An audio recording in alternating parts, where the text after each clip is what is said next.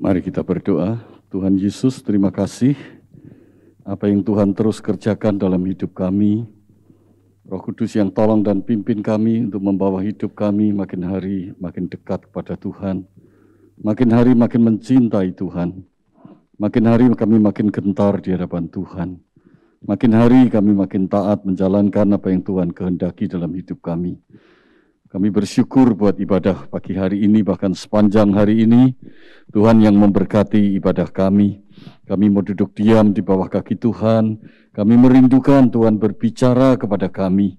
Apakah itu penghiburan dari Tuhan, apakah itu peneguhan atas iman kami, atau bahkan teguran bagi kami. Tuntun dan hidup kami di jalan-jalan-Mu. Kami terbuka hati di hadapan Tuhan, urapi dan berkati setiap kami. Engkau pakai hamba-Mu untuk menjadi alat-Mu menyampaikan isi hati-Mu dan pikiran-Mu melalui kebenaran firman Tuhan. Di dalam nama Tuhan Yesus kami alaskan segala doa, puji dan syukur ini. Haleluya. Amin. Silakan duduk. Shalom saudara. Selamat pagi dan Tuhan memberkati kita semua. Puji Tuhan, kita mengikuti ibadah sepanjang bulan ini. Hari ini adalah minggu kedua di dalam ibadah Pekan Keluarga di bulan Oktober ini dengan tema yang besar. Tema besar adalah Family Transformation, suatu perubahan yang mendasar dalam kehidupan kita. Seringkali kalau kita berubah, tentunya kita tahu apa yang berubah. Dan kita berubah menjadi seperti apa? Apakah saudara punya pemahaman tentang perubahan menjadi pengikut Tuhan, apalagi perubahan di dalam keluarga menjadi orang-orang yang cinta Tuhan? Dalam hal apa kita diubahkan oleh Tuhan? Puji Tuhan, sepanjang bulan ini saudara akan belajar banyak dari kebenaran firman Tuhan. Hari ini firman Tuhan mengambil sebuah tema, yaitu tentang pemuritan di dalam keluarga. Pemuritan di dalam keluarga. Jadi keluarga adalah satu tempat yang unik, tempat yang khas, tempat yang sejak awal penciptaan diciptakan oleh Tuhan. Tentunya dengan satu maksud dan tujuan, supaya Tuhan dapat melakukan apa yang Tuhan inginkan di dalam seluruh kehidupan di dalam dunia ini. Puji Tuhan, kita akan melihat keluarga di jalan Tuhan, pemuritan di dalam keluarga.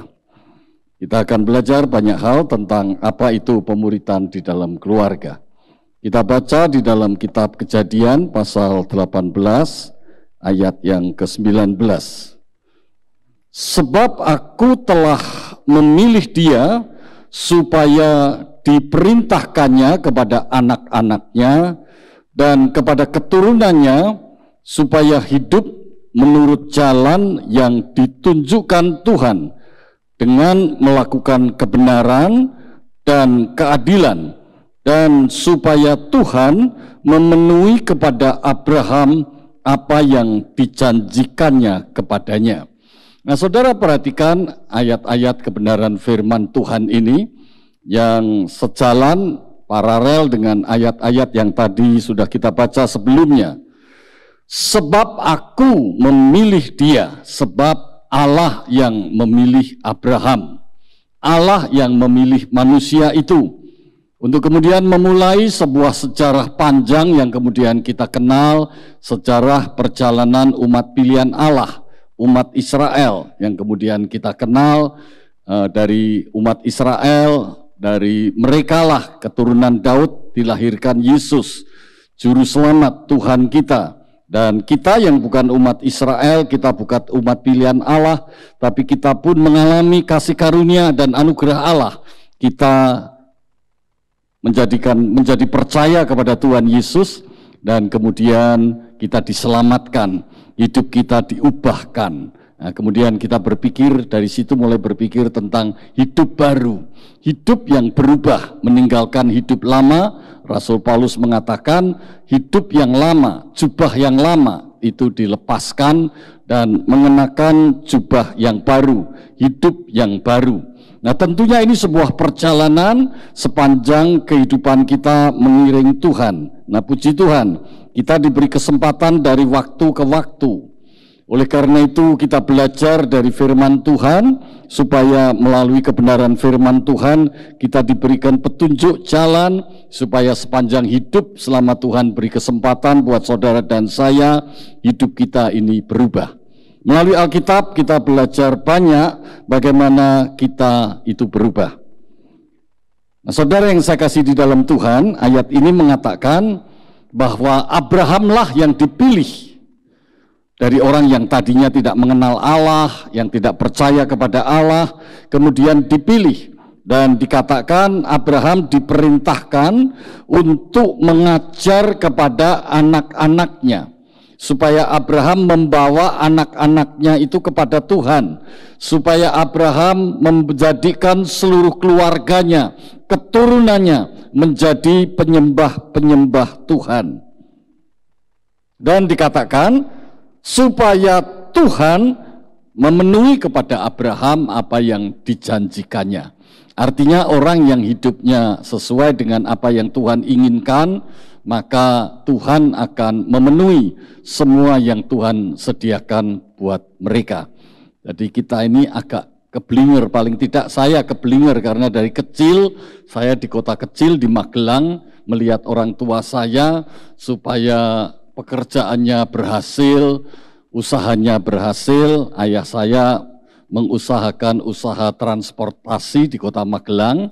Kalau saudara tahu ada bus yang menghubungkan Jogja, Wonosobo, Magelang, Semarang, itu salah satu dulu yang mengelola ayah saya.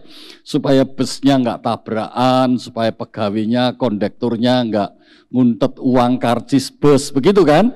Maka ayah saya suka keliling ke kuburan, ke Gunung Kawi dan sebagainya.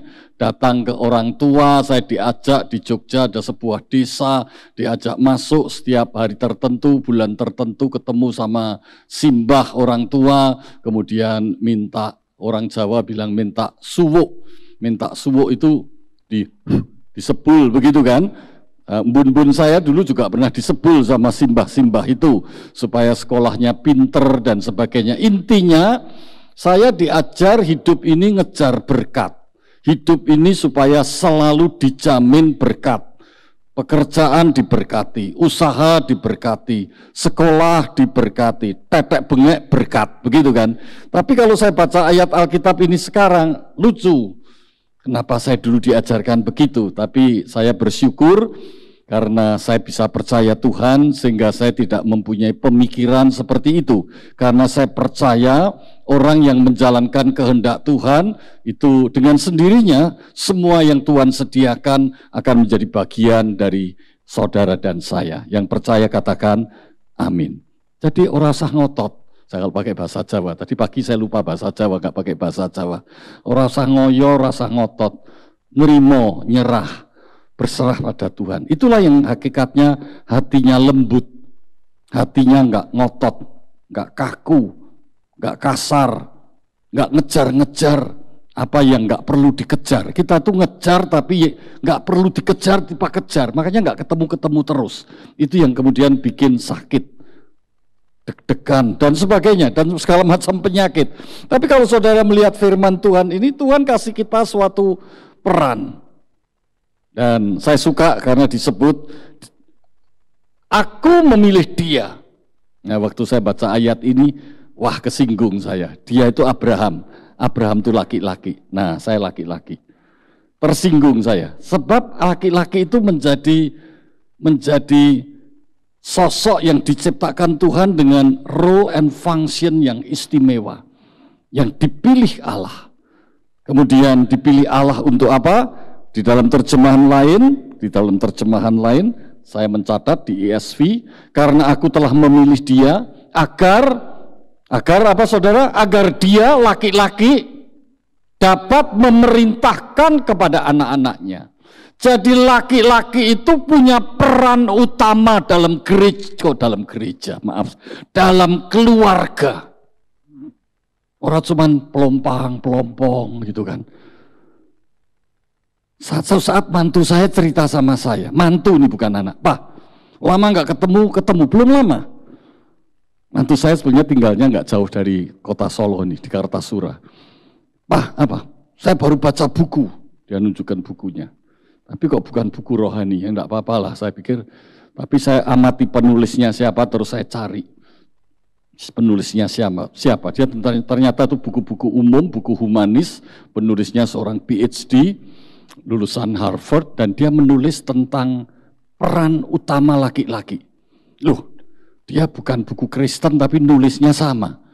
Laki-laki itu bisa dilihat, kalau orang Jawa bilang, dari prejengannya. Prejengan itu saya tahu, dari penampilannya. Dia cerita sama saya heran. Buku itu ditulis di bab 1, jadi awal. Judulnya Udang. Loh, kok udang? Udang itu urang, saya tahu saudara. Udang. Jangan seperti udang. Dia sendiri cerita sama saya, heran. Terus saya dengerin aja. Maksudnya dia ingin menceritakan laki-laki itu bisa kelihatan dari penampilannya. Penampilannya jangan bongkok begini kayak udang. Karena penampilan bongkok itu menunjukkan hatinya itu bengkok juga. Jadi hatinya itu tidak lurus dan juga hidupnya selalu banyak tipu muslihat, pura-pura, ingin menghindari tanggung jawab. Loh, saya pikir ini saya ngajar tentang pentingnya jadi laki-laki, kok dia kok sama baca bukunya kok seperti itu walaupun tidak bersumber dari Alkitab. Intinya dia mau mengatakan pada saya, jadi laki-laki itu penting. Karena dia kedudukannya memimpin laki-laki lain.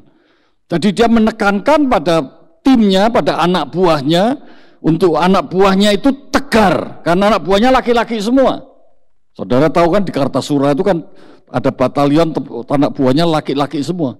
Tegar, tegap, bertanggung jawab, menjalankan perannya, memenuhi panggilannya. Itu versi menantu saya. Tapi kalau saya baca ini persis. Allah itu menempatkan laki-laki harus menjadi pria yang bertanggung jawab atas keluarganya. Karena melalui keluarga akan dilahirkan generasi.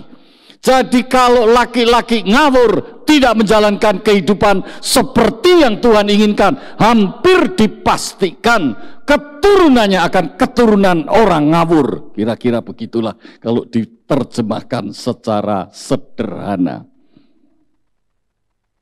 Saudara bisa lihat di bagian Alkitab lain, kalau saudara bisa perhatikan, sebentar saya akan carikan ayatnya.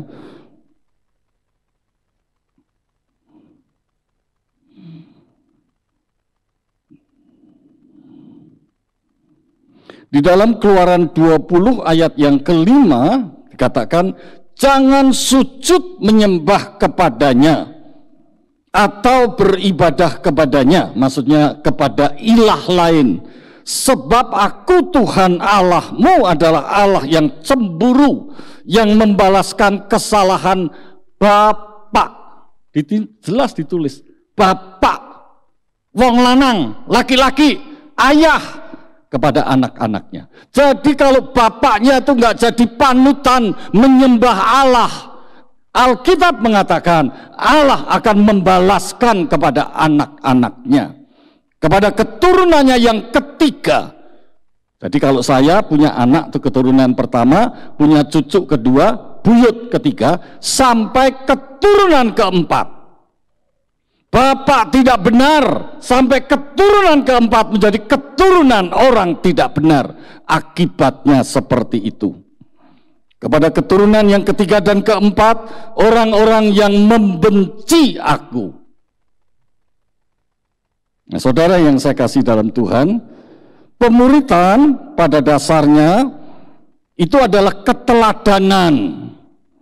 Pemuritan pada dasarnya itu adalah suatu relasi yang didasarkan relasi Allah kepada kita, kasih yang tanpa syarat, unconditional love. Seperti apa yang dialami oleh saya sebagai laki-laki, tidak berhenti sampai di saya, hanya mensyukuri Tuhan itu baik, Tuhan itu baik, tapi harus tanda kutip dipamerkan kepada seisi rumah saya. Ke istri saya, ke anak-anak saya, bahkan kalau sempat nanti cucu, anak saya melahirkan anak cucu juga dipamerin. Allah itu begitu luar biasa mengasihi kakek, mengasihi ayah. Dan anak-anak juga melihat, bukan hanya bercerita tentang Allah yang penuh kasih, tetapi anak-anak juga melihat seorang ayah, seorang kakek, betul-betul juga mengasihi Allah melalui tindakan dan perbuatannya, sesuai dengan apa yang dipercayai. Paham saudara? Inilah yang namanya sesungguhnya pemuridan dalam keluarga. Di dalam Matius pasal 20 ayat 19 sampai 20 dikatakan karena itu pergilah, jadikanlah semua bangsa muridku. Ini kata-kata Tuhan Yesus. Dan baptislah mereka dalam nama Bapa dan Anak dan Roh Kudus. Dan ajarlah mereka melakukan segala sesuatu yang telah kuperintahkan kepadamu, dan ketahuilah aku menyertai kamu senantiasa kepada akhir zaman. Nah, ini Tuhan Yesus berbicara kepada murid-muridnya menjelang Tuhan Yesus terangkat kemudian naik ke surga. Ini kemudian dinamakan amanat agung. Ini adalah perintah Allah kepada gerejanya. Kalau tadi saya cerita perintah Allah kepada Abraham untuk keluarga. Jadi keluarga dan gereja itu dua-duanya dikehendaki Allah untuk menjadi mesin. Mesin apa? Mesin memuridkan. Yang satu di gereja, yang satu di rumah. Nah, dua-dua itu harus jalan bareng. Bukan hanya gereja saja, tapi harus kedua-duanya. Tidak otomatis, tidak ada otomatis. Gereja memuridkan jemaatnya terus otomatis di rumah terjadi pemuridan. Tidak. Dua-dua berjalan sesuai perannya masing-masing. Karena dua lembaga ini kedua-duanya diciptakan oleh Allah. Keluarga dan gereja lokal, GKKK, dan keluarga siapa? Keluarga Joni, keluarga Dede, keluarga Dwi, keluarga Arjanto, siapa saja namanya jemaat di sini. Nah, masing-masing keluarga ini tempat pemuridan. GKKK yang dipimpin oleh Pak Binsar dan majelis, dan penatua yang ada juga menjalankan pemuridan untuk jemaat. Jalan bareng, jalan bareng, jalan bareng. Dan kedua-duanya adalah dipersiapkan oleh Allah sejak awal. Keluarga juga, gereja juga untuk membangun yang namanya kerajaan Allah, di mana Allah memerintah seluruh kehidupan yang ada di bawah kolong langit ini. Jadi dengan kata lain, saya ingin menggambarkan itu seperti burung Raja Wali, ada dua sayap. Sayap yang satu dan sayap yang lain sama-sama harus mengepak dan berkembang. Burung itu baru bisa terbang. Kalau hanya satu sayap, gereja saja, sedangkan yang satu sengkleh tidak berkembang, keluarga tidak berfungsi memuridkan, maka burung itu tentunya tidak bisa berkembang, tidak bisa terbang tinggi. Jadi keluarga adalah tempat utama untuk memuridkan anggota keluarga. Bahkan kalau saudara membaca apa yang disaksikan dan ditulis oleh Rasul Paulus, di mana Rasul Paulus membayangkan dan menggambarkan kesannya yang tertulis bahwa begitu luar biasa, begitu besarnya kasih Allah, begitu luasnya, panjangnya, dalamnya, begitu tingginya, begitu kayanya kemuliaan Allah. Karena Rasul Paulus mengenal di dalam Kristus Allah Bapa, Allah Putra, Allah Anak, dan Allah Roh Kudus. Allah Bapa adalah sumber dari segala-galanya. Tuhan Yesus, Allah Putra, Allah Anak adalah jalannya untuk mendapatkan sumber itu, satu-satunya jalan. Dan Roh Kudus adalah penjaminnya. Sehingga dia bersyukur sekali bisa mempercayai Yesus. Itu ada di kitab Efesus 3 pasal yang pertama. Pasal-pasal selanjutnya Rasul Paulus berbicara tentang bagaimana keluarga, bagaimana mengasihi, bagaimana mencintai. Artinya di 3 pasal awal Rasul Paulus menggambarkan apa yang Allah kerjakan melalui Kristus dalam kehidupannya. Sehingga dia mengalami perubahan hidup. Sehingga dia mempercayainya, menjadi percaya. Tapi ayat-ayat selanjutnya Rasul Paulus menulis, setelah percaya itu berhasil merubah apa dalam hidup saya. Dan dia menulis, dia mengajarkan bahwa yang berubah pertama-tama adalah tentang mengasihi, tentang hubungan, mengasihi tanpa syarat. Dan itu pertama-tama bisa dilihat, bisa dilakukan, dipraktekkan, dan Rasul Paulus mendorong dipraktekkan dalam keluarga, bukan di pabrik, di keluarga. Bagaimana hubungan seorang wanita, seorang perempuan dengan suaminya. Mulai Efesus pasal 5 ayat 22 bukan? Bagaimana seorang laki-laki kepada istrinya. Bagaimana orang tua kepada anaknya. Bagaimana anak kepada orang tuanya. Dan Efesus 6 ayat keempat. Hai ayah. Nah jelas. Mulai dia menggunakan hai ayah. Saya menafsirkan. Setelah Rasul Paulus bercerita tentang bagaimana mempraktekkan pengalaman baru dalam hubungannya dengan Allah melalui iman kepada Tuhan Yesus. Maka dia mengajak para ayah bertanggung jawab menjadi pemimpin dalam keluarga untuk memuridkan anak-anaknya. Paham saudara? Hai ayah, ada perintah yang positif, ajarkanlah dengan ajaran dan nasihat firman Tuhan. Bukan filsafat dunia, bukan ilmu psikologi, bukan ilmu pendidikan. Tapi maaf, saya tidak anti ilmu psikologi. Saya dokter, saya psikiater, belajar banyak. Tetapi ilmu psikologi tidak dapat menggantikan kebenaran firman Allah. Paham saudara? Kehidupan ini tidak dikelola dengan ilmu psikologi, tapi dikelola oleh pedoman hidup, dikelola sesuai kebenaran firman Tuhan. Sebab itu ayahlah yang bertanggung jawab. Anak-anak dari kecil sudah harus dengar ajaran nasihat firman Tuhan. Itu peran ayah. Hai ayah. Peran negatifnya apa? Peran negatifnya bukan peran negatif, menjalankan perintah negatif. Jangan bangkitkan amarah anak-anakmu. Jangan sakiti hati anak-anakmu. Jangan membuat tawar hati anak-anakmu. Saya kira jelas itu. Kalau mau dijelaskan lebih rinci ya seminar, berpuluh-puluh seminar nggak selesai-selesai. Ayo kita renungkan di bulan keluarga ini. Di mana posisi kita? Laki-laki, ayah. Sudahkah engkau berperan jadi ayah? Sudahkah engkau berperan jadi grandparent? Jadi kakek? Hai istri, hai wanita, sudahkah engkau berperan jadi ibu? Jadi istri? Jadi nenek? Rajin ke gereja? Ya, amin, harus. Tapi yang lebih penting, peranmu di rumah. Peranmu menjadi ibu, peranmu menjadi ayah. Itu nggak bisa digantikan dengan peranmu jadi majelis, peranmu jadi pendeta, peranmu jadi penginjil. Tidak bisa menggantikan peran jadi ayah, karena ayatnya di Alkitab tidak ada. Kalau ada, saya mengatakan, ya wis, memang Tuhan ngaturnya begitu. Saya tidak akan memberikan informasi seperti ini. Tapi setahu saya tidak ada. Saya angel, yo angel, memang angel. Memang berat. Tapi Tuhan bilang, kalau ikut Yesus berat, tapi nggak terasa, ringan. Karena Tuhan yang nanggung semuanya. Yang percaya katakan, amin.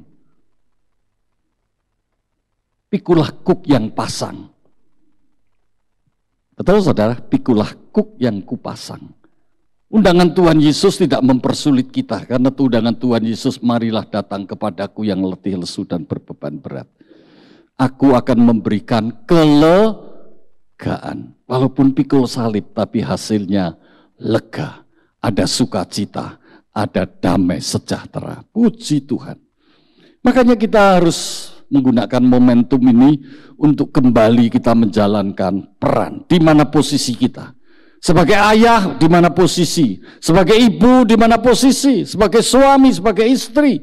Demikian juga menjadi anak-anak dan seterusnya.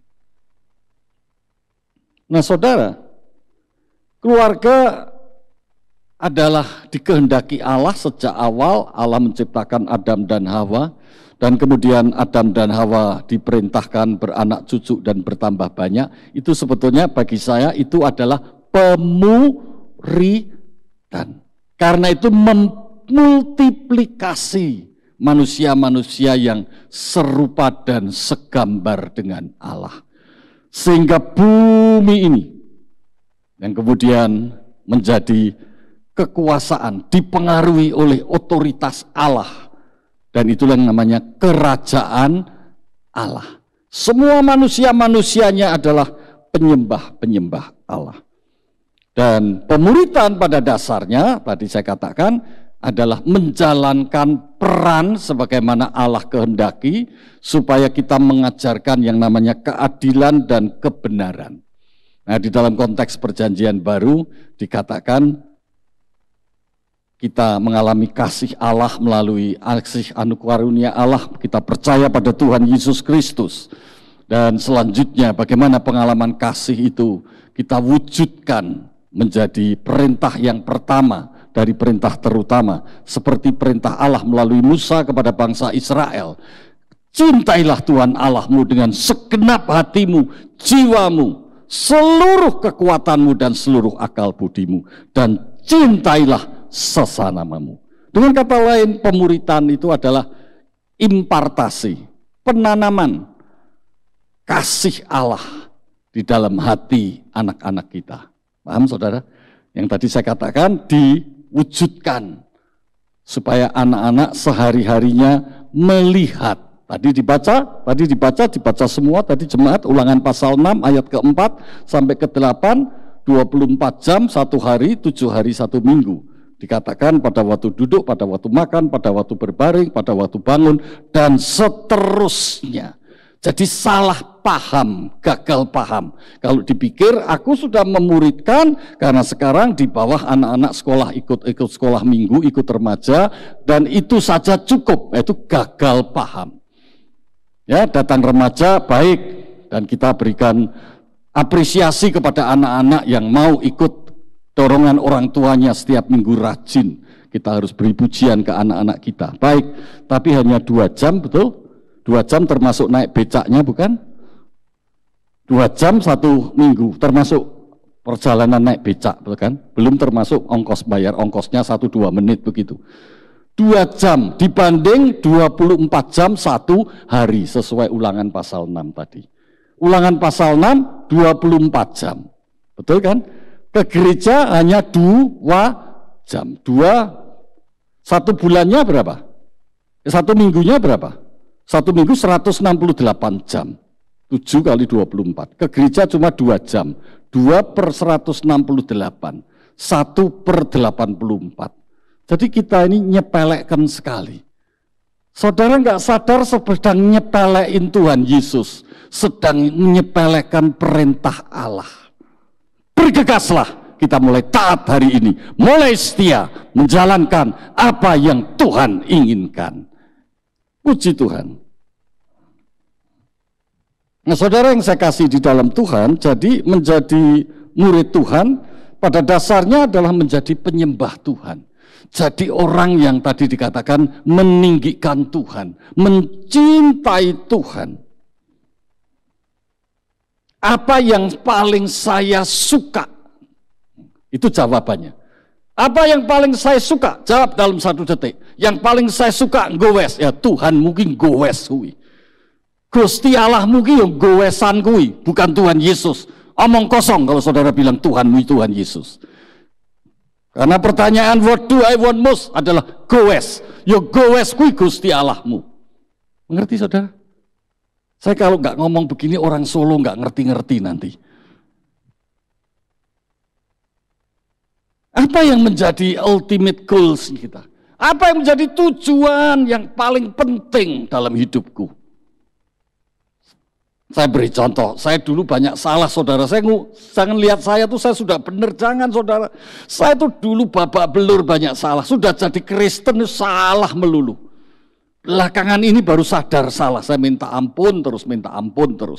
Mau ngajar di sekolah teologi aja salah saya kok. Belakangan ini juga baru saya sadari salah. Jadi kalau di sini ada mahasiswa saya dari STT Iman atau mungkin di STT Saat, saya mau minta ampun, sorry saya ngajari konseling itu salah, terlalu banyak filsafat dunianya. Padahal Alkitab saja cukup. Kurang berani mengajarkan Alkitab, dianggap kalau mengajarkan Alkitab ini ketok bodoh nih. Jadi mulai ngajarkan pakai ilmu-ilmu yang saya pelajari, ndaki itu kelihatannya melip-melip gitu.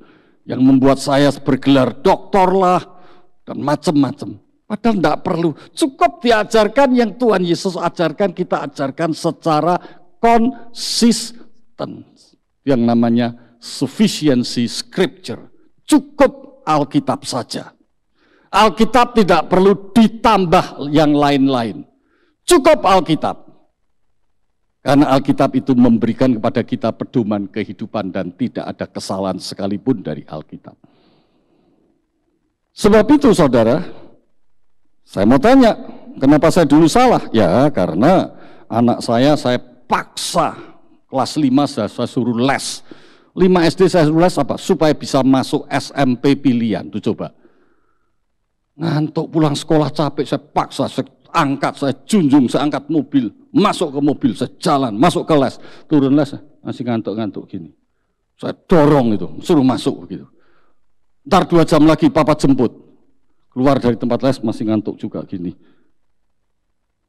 Untung anak saya nggak jadi anak pemberontak. Kalau jadi, nah lo baru repot lagi ngatasi. Bangga kalau anaknya masuk sekolah sekolah apa namanya? Oh bukan apa, sekolah apa? Sekolah ternama itu sekolah apa namanya? Sekolah favorit, bangga sekali. Hati-hati saudara, hati-hati sekali lagi saya bilang. Kalau nggak masuk diisin-isin tonggo. Oh anakmu sekolah di situ. Nah saudara, gimana? Bangga kalau di sekolah favorit dapat medali emas olimpiade. Saya bukan pendorong orang jadi orang bodoh, bukan saudara, jangan salah ngerti sama saya. Saya ini sekolah pinter terus saudara, kalau saya mau jujur saya nggak sombong, kalau mau jujur saya itu dilahirkan jadi orang pinter saudara. Saya itu berkali-kali oleh dosen saya di kedokteran, Dwijo kamu nggak usah melu ujian, sudah saya anggap lulus, coba begitu. Jarang kan yang ngalami? Karena zaman dulu ada yang namanya exam itu bukan ujian, nanti ujian akhir. Nah saya exam dianggap dari examnya udah nilainya bagus, kamu nggak usah ikut ujian, temenmu aja ikut ujian, kamu nggak usah dah, sudah lulus. Wah bangga, untung kepala saya nggak tambah besar, ya mungkin tambah besar sedikit sajalah gitu. Bolak-balik saya tuh, nggak usah ikut ujian lulus, nggak usah ujian lulus, bolak-balik di perguruan tinggi di kedokteran. Jadi saya bukannya anti orang pinter, bukannya anti orang sekolah yang rajin, tidak. Cuma kemana tujuan utama hidup ini yang harus dipertanggungjawabkan kepada pencipta dan pemberi hidup ini. Maksud saya begitu. Bukankah Allah di atas segala-galanya? Tapi kenapa kemudian pelaksanaannya kita menjadi berbeda? Sebab itu dipertanyakan, siapakah yang menjadi Allahmu? Allah adalah Allah pencemburu. Kepada siapakah engkau takut? Itu Ulangan pasal 6 ayat 13 sampai 15. Apa yang membuat kita gentar? Allah kita atau karena hal lain? Kalau karena hal lain, inflasi buat kita gentar. Nah, Allahmu ya duit. Tahu saudara, COVID buat kita jadi deg-degan, buat stres, jadi mengalami depresi, cemas. Nah berarti penyakitmu jadi Tuhanmu. Tuhan kita ya Tuhan yang kita kenal di dalam Tuhan Yesus Kristus. Segala hidup kita akan serahkan kepada Tuhan dan kita bertanggungjawabkan kepada Tuhan. Itulah yang harus kita ajarkan kepada anak-anak kita. Itulah yang harus dilihat oleh anak-anak kita. Itulah yang harus dialami dan dirasakan di dalam hidup keluarga kita. Dan itulah yang namanya pemuritan. Jadi jangan dibuat susah-susah.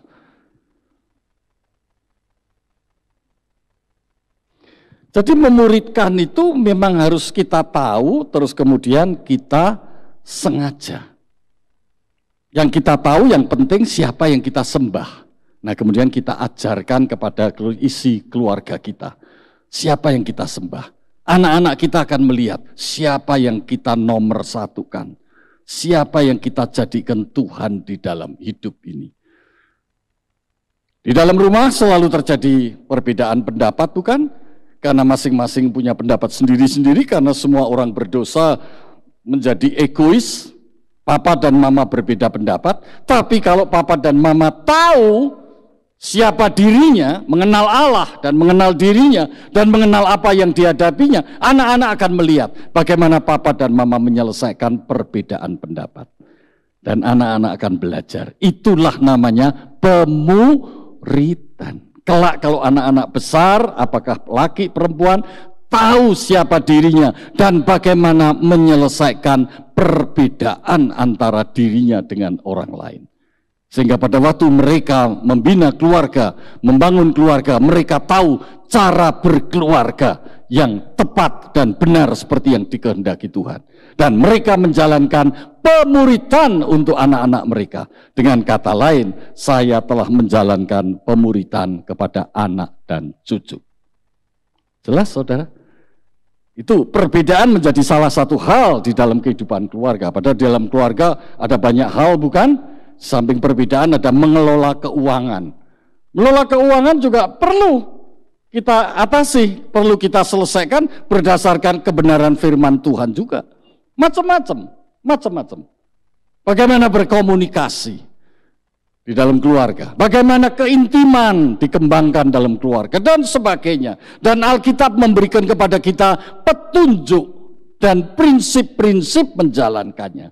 Sebab itu kita harus menyadari apa yang kita hidupi dan apa yang diinginkan oleh kita, apakah sesuai dengan keinginan Tuhan atau tidak.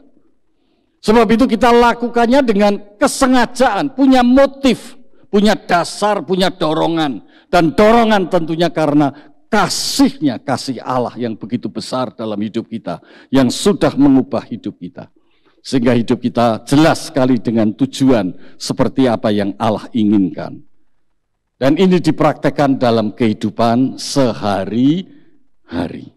Jadi setiap hari mulai dari anak-anak usia balita atau balita, usia anak sekolah, usia kemudian anak remaja, usia pemuda, usia mahasiswa, dan usia menjelang dewasa muda, kemudian masuk pernikahan. Anak-anak itu hidup di dalam atmosfer kehidupan keluarga, di mana seorang ayah memimpin pemuritan di dalam keluarganya. Dan bagaimana keluarga itu menghadapi tantangan dan tantangan. Dan Alkitab menjadi dasar utama untuk menyelesaikan tantangan dan untuk menghadapi tantangan-tantangan itu. Puji Tuhan, saya harap gereja ini menjadi salah satu gereja yang menjalankan pemuritan dengan sungguh-sungguh sehingga mewarnai kehidupan seluruh jemaat dan menjadi terang dan garam bagi seluruh masyarakat di kota ini. Dan 3 dasar Alkitabiah dalam pemuritan, 3 dasar Alkitabiah. Yang pertama adalah kita paham bahwa keluarga, tadi sudah saya katakan, diciptakan dari awal menjadi tempat untuk menanamkan iman kepada anak-anak.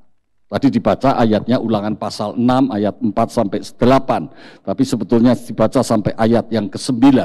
Keluargalah, Musa memerintahkan perintah Allah kepada umat Israel supaya mengajarkan apa yang namanya mencintai Tuhan dengan segenap hati dan seterusnya.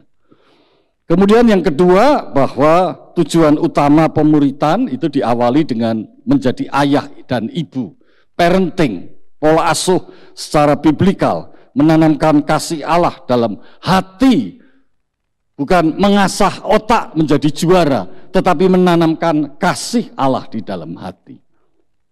Hatinya yang diubahkan dulu. Karena Allah mengubah manusia, yang diubahkan bukan otaknya, tapi hatinya, inner man-nya. Dari hatilah itu tercermin segala sesuatu yang tampak dari luar. Baik itu perkataan, baik itu perbuatan, baik itu pikiran, dan segala-galanya. Dan yang ketiga, Allah mengawali kehidupan ini dengan menciptakan keluarga. Dan memang sejak awal keluarga diciptakan menjadi mesin. Kalau dianggap mesin ya, menjadi motor kalau dianggap motor. Maksudnya penggerak apa yang diinginkan Allah, apa yang dikehendaki Allah itu mewarnai seluruh dunia. Itu namanya Allah memerintah. Makanya itu dikatakan taklukkanlah bumi, taklukkanlah, beranak cuculah. Ini mempunyai hubungan dengan Matius pasal 28, jadikanlah murid sampai ke ujung bumi. Jadi artinya seluruh kehidupan ini diwarnai dengan pikiran Allah, kehendak Allah, rencana Allah, kehidupan yang dirancang oleh Allah, yang penuh damai sejahtera dan sukacita. Puji Tuhan. Itulah dasar biblikal daripada pemuritan yang dilakukan di dalam keluarga.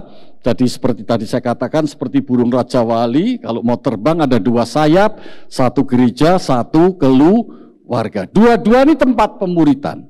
Tapi dua-dua harus berjalan bersama-sama. Dan kita tahu, manusia itu hidup sebuah siklus kehidupan. Mulai bayi, batita bawah 3 tahun, balita, prasekolah, anak remaja dewasa, pemuda, kemudian dewasa muda. Betul? Kemudian menjadi dewasa, kemudian masa pernikahan, betul? Kemudian menjadi orang tua, kemudian menjadi orang-orang yang produktif di usia middle age, usia pertengahan, di usia 40 sampai 60, 40 sampai 50, kemudian mulai masuk usia 60 ke atas, kemudian usia lanjut, kemudian kembali lagi seorang diri, betul saudara? Dan kemudian di antara mereka ada yang tidak menikah, hidup sendiri, betul? Dan satu saat semua mati, debu menjadi debu, tanah kembali menjadi tanah, kemudian mati, dan seterusnya. Menunggu kita dibangkitkan waktu Tuhan Yesus datang. Jadi siklus kehidupan. Nah, seluruh siklus kehidupan ini ada di dalam ruang pemuritan semua. Artinya Alkitab menjadi pedoman utama dalam hidupnya. Intinya begitu. Dan seluruh siklus ini terjadinya di mana? Di keluarga. Jadi keluarga sama gereja jangan dicampur aduk. Keluarga, gereja-gereja bekerja sama memuridkan. Amin saudara. Maka menjadilah seorang murid Tuhan Yesus yang tangguh seperti tangguhnya Rasul Paulus tadi yang saya katakan. Jadi intinya pemuritan itu adalah menanamkan iman. My faith, their faith. Iman saya, iman mereka. Kalau saya beriman, maka keluarga saya juga beriman. Saya beriman, kasihlah istrimu seperti Kristus mengasihi jemaat. Betul? Maka istri saya juga merasakan dikasihi oleh seorang suami. Dan anak-anak merasa dikasihi oleh ayah dan ibunya. Dan dalam hati mereka mulai bertumbuh iman kepada Tuhan Yesus Kristus. Satu saat mereka mendengar Injil, mereka percaya, mereka lahir baru, dan mereka kemudian makin hari makin menjadi dewasa. Nah, pada waktu kecil kita perlu mendidik, mengasuh. Bayangan saya seperti kita menyiapkan tanah tempat benih itu ditabur. Tuhan Yesus memberikan perumpamaan waktu menabur benih, ada yang jatuh di pinggir jalan, ada yang jatuh di tanah yang berbatu, bersemak, dan ada jatuh di tanah yang subur. Itulah tanah hati anak-anak kita. Kita mendidik anak seperti apa, menciptakan tanah hati itu seperti apa. Apakah tanah yang di pinggir jalan, apakah tanah berbatu, dan sebagainya. Jadi pemuritan adalah hal yang terutama yang dikehendaki oleh Allah sejak Allah itu menciptakan manusia, beranak cucu, dan kemudian bertambah banyak.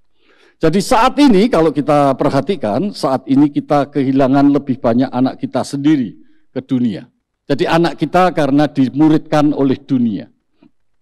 Daripada memenangkan orang dewasa untuk bertobat dan mengikut Yesus. Penginjilan gereja mengutus penginjil kemana-mana. Gereja kami juga mengutus, kami baru saja meresmikan sebuah gereja juga di kota Ambon. Nah, puji Tuhan, nanti minggu depan saya juga berangkat ke kota Ambon. Memang kami terbeban untuk kota Ambon, karena kota Ambon sejak ada kerusuhan beberapa dua dekade yang lalu, maka banyak sekali keluarga yang berdampak kepada keturunan-keturunan mereka. Dan kami punya beban untuk mengajarkan firman Tuhan dalam kehidupan keluarga dan memuridkan keluarga menjadi tempat pemuridan. Untuk itu kita memulai dengan jemaat di sana, supaya bisa membawa pengaruh. Nah saudara, kalau kita memenangkan jiwa-jiwa orang-orang dewasa, oke, baik. Tapi tanpa kita sadari banyak anak-anak kita yang terhilang. Karena kita tidak lakukan pemuridan di dalam keluarga. Dan jumlah anak kita yang terhilang jauh lebih banyak daripada jumlah orang dewasa yang kita menangkan melalui pekabaran Injil. Sangat ironi bukan? Kita tidak sadar bahwa dengan kemajuan teknologi informasi, dunia media sosial makin luas, kita pikir bersosialisasinya itu makin luas juga, karena dengan media seperti ini, kita bisa browsing. Hari ini terjadi apa di LA kita juga tahu, di Thailand ada berapa puluh anak yatim piatu dibunuh, ditusuk, ditembak, kita juga tahu. Kanjuruhan 130 orang meninggal, kita juga tahu. Semuanya kita tahu, kita terhubung di mana-mana. Tapi saudara jangan lupa, yang namanya anak muda, generasi alfa atau generasi milenial itu makin terasing. Cek kehidupan mereka. Mereka sibuk sendiri, asik sendiri, dengan permainannya, dengan hobinya, dengan dunianya. Sampai-sampai mereka itu menjadi sepi, lonely, tidak terhubung dengan siapa-siapa. Akhirnya timbul dampak yang buruk terhadap kesehatan mental mereka. Mereka kehilangan gairah, kehilangan semangat, kehilangan motivasi. Saudara lihat, yang nampak hanya tiap hari mengeluh, tiap hari melawan, tiap hari memberontak, tiap hari menolak. Sulit sekali dekat dengan orang tuanya. Kalau orang tuanya tidak sadar dan tidak tahu, orang tuanya juga hanya marah-marah sama anak dan seterusnya. Dia sudah kerja setengah mati, tapi anaknya nggak memperhatikan, anaknya tidak mau tahu, sudah bayar sekolah mahal-mahal, tapi anaknya tidak memberi respon yang sesuai dan sebagainya. Dia tidak tahu kesalahannya karena di rumah tidak ada relasi yang sehat seperti perintah Allah yang namanya mengasihi. Tapi boleh dikatakan semuanya sudah terlanjur. Tapi mulai sekarang, percayalah, kita harus mulai seperti yang Allah kehendaki. Jangan sampai kita membiarkan anak-anak kita larut di dalam dunia ini. Orang dewasa muda Kristen, ini data yang pernah didapat 20 tahun yang lalu di Amerika, diteliti oleh George Barna, data yang sudah usang sebelumnya, tapi masih ada di catatan saya. Jadi orang muda Kristen, orang muda yang di gereja, yang rajin ke gereja, disensus atau diteliti. Mereka berkisar umur 20 sampai 30 tahun, jadi remaja akhir sampai dewasa muda. Mereka di gereja yang dicek, diteliti, yang hidupnya sesuai dengan prinsip Alkitab, ternyata cuma 6%. Itu saya katakan 20 tahun lalu, karena tahun berapa ini? Tahun 2006. Ya, 15 tahun lalu. Sekarang mungkin menurun, sekarang mungkin cuma tinggal 5 atau 4%. Intinya gereja tidak berhasil memuridkan generasi. Kenapa? Karena yang memuridkan seharusnya di rumah, bukan di gereja. Tapi bukan berarti gereja tidak perlu memuridkan. Tidak, perlu. Tapi kerjasama dengan keluarga. Saya tadi pagi sharing, saya termasuk salah satu yang berkontribusi menyusun sebuah buku yang berjudul Sekolah Minggu Sahabat Keluarga. Itu apa? Maksudnya gereja, buku itu menjadi pedoman bagi guru sekolah minggu, untuk mengajarkan pada orang tua. Supaya orang tua bisa terlibat memuridkan anak-anaknya di rumah. Jadi sekolah minggu mengajar di sekolah, orang tuanya mengajar di rumah. Dengan demikian anak-anak itu dimuridkan bersama-sama oleh orang tuanya dan oleh gereja. Setuju saudara? Nah, bisa dimulai di Kota Solo. Bukunya namanya Sekolah Minggu Sahabat Keluarga, Family Friendly Sunday School. Dasarnya adalah family friendly church. Bagaimana gereja dan rumah bersama-sama memuridkan. Rumah memuridkan anggota keluarganya, gereja memuridkan anggota jemaatnya. Sebab kalau tidak, data ini akan terus ada dan menurun. Dari 6%, mungkin sekarang tinggal 4%, 3%, dan seterusnya. Artinya, orang berbondong-bondong ke gereja, tapi yang menghidupi firman, jumlahnya makin lama makin sedikit. Yang suka dengan acara gereja mungkin makin banyak atau mungkin stabil.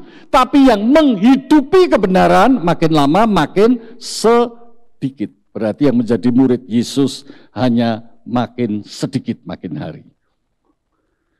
Saudara, sebab itu saya katakan, if you don't shape your children with God's help, the world will. Artinya kalau kita tidak membentuk anak kita sesuai dengan kebenaran firman, oleh tuntunan Roh Kudus dan kuasa Roh Kudus, semuanya karena kasih karunia Allah, tetap kalau kita tidak lakukan itu, maka dunia yang akan memuridkan anak-anak kita. Ya melalui medsos itu, salah satunya melalui medsos. Yang hal-hal lain yang melalui budaya yang ada, melalui sekolah-sekolah, dan seterusnya, dan seterusnya. Dengan demikian, bagi keluarga, kalau saudara baca di dalam kitab Efesus ayat 6 tadi, bagi keluarga, ayah itu ditetapkan Tuhan menjadi penanggung jawab. Ajarkanlah, hai bapak-bapak, hai ayah, ajarkanlah dengan ajaran dan nasihat firman Tuhan. Sekali lagi, saya akan akhiri khotbah ini. Saya pesan buat teman-teman laki-laki, sesama laki-laki. Ayo kita bergandeng tangan, mulai merubah cara pandang kita. Ini namanya transformasi. Kita harus berperan dalam keluarga. Kita menjadi pemimpin, menjadi penanggung jawab. Bertanggung jawab di hadapan Tuhan untuk mengajarkan ajaran dan nasihat firman Tuhan. Supaya anak-anak kita tidak dimuridkan oleh dunia. Saudara tahu bahwa sejak abad ke-20 atau abad ke-19, ya persisnya sebetulnya sejak dimulai abad ke-18, tanggung jawab keluarga itu mulai berubah. Sebelumnya keluarga seperti Alkitab mempunyai tanggung jawab penuh di dalam mendidik anak-anaknya seperti kebenaran firman Tuhan. Tetapi setelah terjadi krisis melanda dunia, khususnya di benua Eropa pada waktu itu, kemudian terjadi perubahan di mana laki-laki harus kerja susah, kerja payah, harus bertanggung jawab untuk melangsungkan kecukupan secara finansial atau ekonomi keluarga, maka orientasi laki-laki adalah bekerja dan bekerja dan bekerja dengan susah payah. Tapi sebetulnya di Kejadian pasal 3 itu pun sudah disebut akibat dosa. Jadi laki-laki itu orientasinya jadi lebih banyak keluar rumah, cari duit, sukses, sukses, sukses. Jadi bos. Tapi melupakan tanggung jawab diciptakan Allah menjadi laki-laki. Karena Allah menciptakan laki-laki tidak untuk menjadi seperti itu. Tapi untuk menjadi penanggung jawab memuridkan keluarganya. Jadi sudah beralih. Nah, pendidikan anak sejak itu mulai diserahkan istrinya. Istri makin lama juga menuntut emansipasi, kerja, berkarya, mulai diserahkan neninya. Jadi sudah menjadi pandangan di mana-mana. Kalau kemarin saya naik pesawat dari Jakarta kemari, ada satu ibu beli tiketnya 7.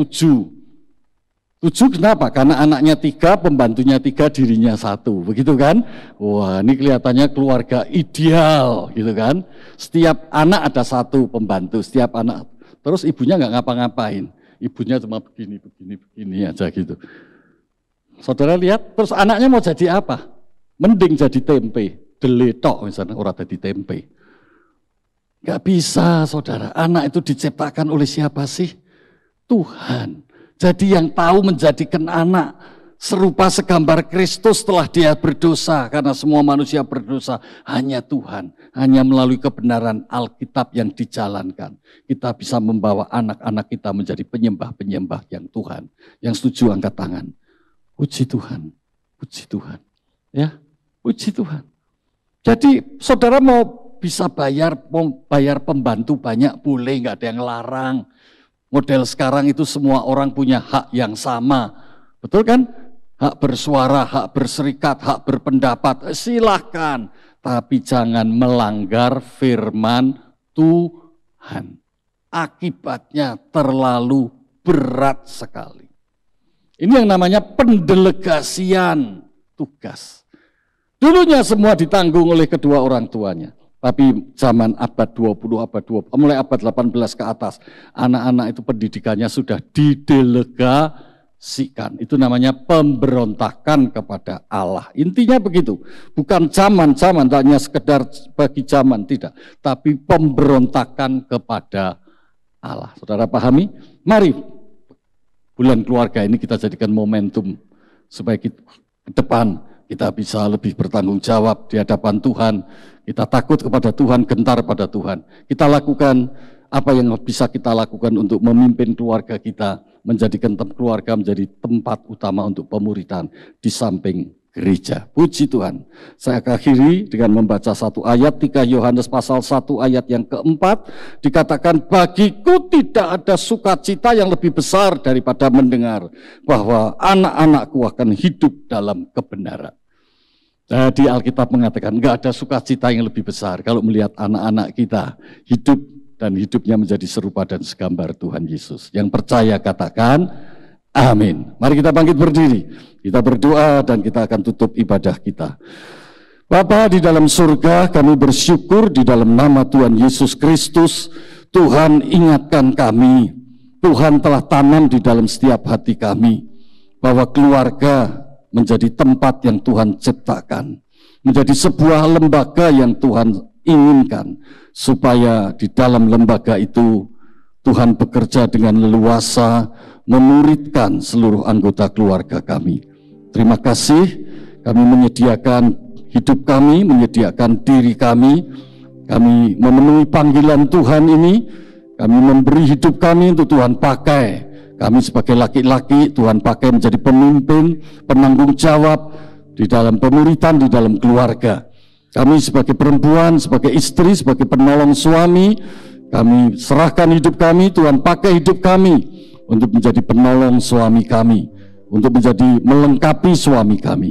Kami boleh menjadi teladan sebagai seorang ibu yang mengurutkan cinta di dalam keluarga, mulai cinta kepada Allah, cinta kepada suami, dan kemudian mencintai anak-anak kami. Terima kasih Tuhan Yesus, berkati setiap keluarga kami, berkati gerejamu di tempat ini. Dalam nama Tuhan Yesus kami berdoa dan bersyukur. Haleluya.